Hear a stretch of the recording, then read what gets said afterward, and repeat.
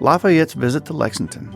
The Marquis de Lafayette is a name that American students still learn about in American history class, a French nobleman who came to help fight in the American Revolution in 1777 and who served as a major general and helped win independence from Britain. He later fought in the French Revolution and later came back to the United States multiple times. Lafayette was a huge figure in his own time and was massively popular with both French and American citizens. When President Monroe invited him for a grand tour of America for its 50th anniversary of independence, Lafayette spent almost 2 years touring through towns in all 24 states, and everywhere he went, towns held parades and huge parties to celebrate. Lafayette arrived outside of Lexington on the evening of May 15, 1825, and on Monday the 16th, he entered Lexington in his 4-horse carriage with a procession and parade of hundreds of local military and civilian groups. He left on the morning of the 17th, after the city had done its best to celebrate every moment of his visit. Lafayette was 67 years old at this time and traveled with his son, his secretary, and his valet in his carriage, and they were escorted by local militias from town to town. Stop number 1. Phoenix Hotel, Mrs. Keene's Tavern, the Lexington Public Library, 140 East Main Street. The spot where Lafayette slept in Lexington started as a tavern in 1796 by a man named Adam Steele, and in 1800 became Postlethwaite's Tavern after its new owner. Known for its hospitality and beauty, it quickly became one of the most famous taverns in Lexington and later the finest hotel. John Postlethwaite remained the owner until he died in the 1833 cholera epidemic, but the name changed regularly along with its current manager. Before Lafayette stayed there, President Monroe, General Andrew Jackson, and former Vice President Aaron Burr had all spent the night. The hotel had been recently rebuilt from a fire when Lafayette stayed the night in 1825 and was commonly called Mrs. Keene's after its current manager. The hotel burned down in 1820, then in 1833, and again in 1879, each time being rebuilt larger. By the time of the 1833 fire, the name Phoenix stuck as it rose from the ashes once again, and the hotel continued to operate until 1977. After the hotel was demolished in 1982, the lot became the Lexington Public Library's central branch, the Park Plaza Apartments and Phoenix Park. From the library, proceed towards Limestone Street, following Main Street to South Upper Street. Turn left on South Upper Street and follow South Upper to 333, a cream-colored building on the corner of South Upper Street and Max Alley. Pay close attention to sidewalk closures in this area and cross the street when needed, only when it is safe to do so.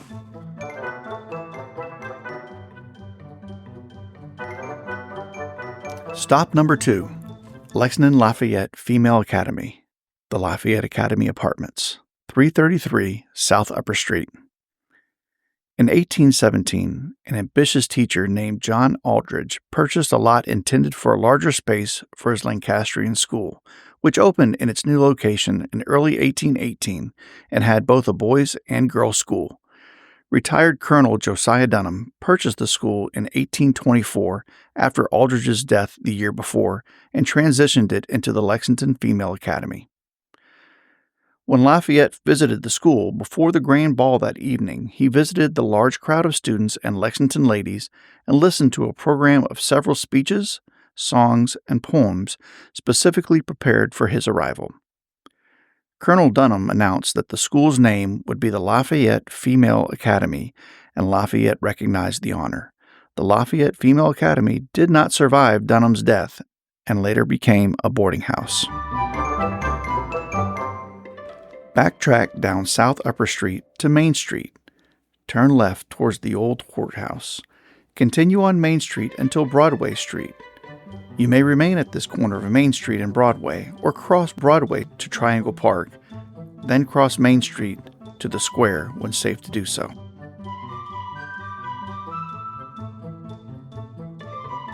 Stop number 3, Grand Masonic Hall, the square, 401 West Main Street. While the first night of Lafayette's arrival was spent on the outskirts at King Place, the next night, May 16th, was spent in town and included a lavish ball at the incomplete Grand Masonic Hall. 800 people were in attendance in a room brightly lit with chandeliers. The walls were covered with paintings loaned by local citizens, and the ceilings of the unfinished portion were decorated with evergreen branches and ornaments that sparkled in the light. General Lafayette was announced at 9 o'clock, and after a lavish dinner and a dramatic cake, he retired to sleep before the ball finally wound down in the early hours of the morning. He returned the next morning for a farewell breakfast with the local Masonic groups before leaving on the Georgetown Road. The Masonic Hall was later completed in 1826 and unfortunately burned to the ground 10 years later. From the corner of Broadway and Main Street, backtrack on Main Street towards North Mill Street. If you're on the corner of South Mill Street and Main Street, cross Main Street to North Mill Street and continue to Silk's Lounge. If you're on the corner of North Mill and Main Street, turn left onto the North Mill Street and proceed to the sidewalk in front of Silk's Lounge.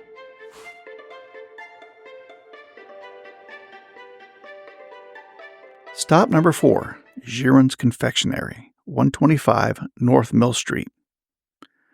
Lexington was a town that prospered quickly after its creation, and Monsieur Giron's Confectionery was one of the central social spots in early Lexington. As a Frenchman who arrived in Lexington in 1811, Giron shortly became the most famous and prosperous confectioner in Lexington, and the town kept him in very good business. His cakes were served with great ceremony to President Monroe in his 1819 visit, and his wedding cakes and pastries were in huge demand. Only half of his confectionery exists today. The right half of the building on North Mill finished construction in 1837, and that is all that is left of any of Giron's buildings. His previous structure, where Lafayette's cake was created, would have been on the same block. The 1837 confectionery was a large 2-story building which included a hugely popular ballroom that was a center of Lexington's social life, and a huge favorite dancing spot of Mary Todd Lincoln in her youth. In 1825, Giron was commissioned to bake the cake for Lafayette's grand ball on the night of May 16th. The cake itself was massive, described as having uncommon dimensions and beauty. It boasted battlements like a castle and was decorated with the American flag and many painted emblems.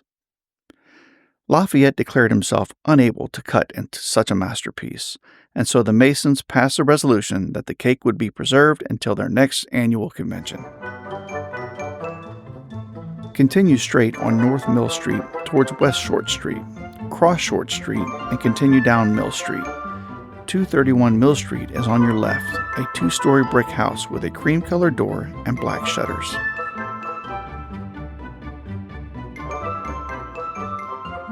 Stop number 5, Mount Hope, the Benjamin Gratz House, 231 North Mill Street.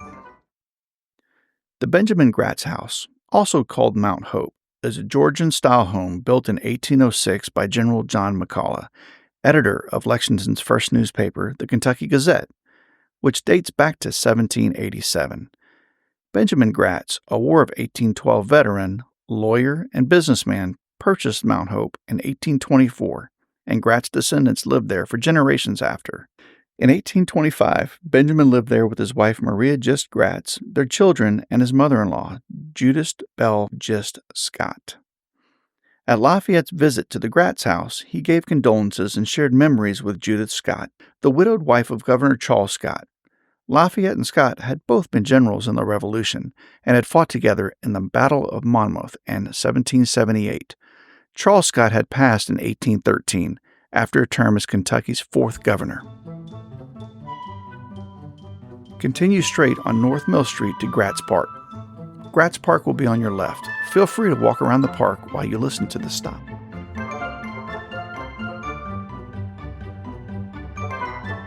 Stop number 6, Gratz Park. At Gratz Park. Gratz Park started as lot number 6, as an outlot when the town plot of Lexington was prepared in 1781. After being sold to Young Transylvania in 1793, and hosted a hemp factory and rope factory called a rope walk. By the time Lafayette visited in 1825, Lexington had grown and Gratz Park was no longer on the outskirts. Many buildings already existed, including the kitchen, the Morrison Log Cabin, Henry Clay's Law Office, and Mount Hope. On the grounds in Gratz Park, local foot and horse militia lined up for a military review on May 16th. After Lafayette rode around the militia in his carriage, he then greeted the militia and shook hands with every officer as he walked in front of them with local dignitaries and the current state governors of both Kentucky and Tennessee. From Gratz Park, cross 3rd Street to the rounded driveway of Transylvania University. Old Morrison is the white building with columns. The chapel is inside of Old Morrison and may be open to the public if you inquire inside.